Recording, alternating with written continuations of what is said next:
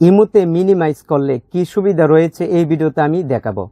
আপনি যদি ইমোতে কোনো কাউকে মিনিমাইজ করেন তাহলে কি সুবিধা পাবেন, সে ব্যক্তি যদি আপনাকে কল দেয় অথবা মেসেজ দেয় আপনার ফোনে কোনো রিংটোন বাজবে না এবং আপনি জানতেও পারবেন না সে আপনাকে কল দিছে অথবা মেসেজ দিছে।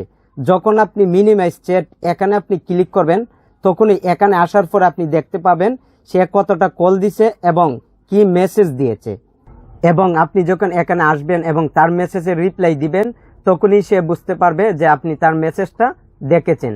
এখন আপনি যদি কোনো কাউকে মিনিমাইজ করতে চান তাহলে প্রথমে দেখুন এখানে আইডির নামের উপর ক্লিক করবেন, তারপর এই নামের উপর ক্লিক করবেন, 3 ডট মেনু দেওয়া আছে এখানে আপনি ক্লিক করবেন, তারপর দেখুন মিনিমাইজ এখানে আপনি ক্লিক করবেন, তারপর ইয়েসে ক্লিক করবেন।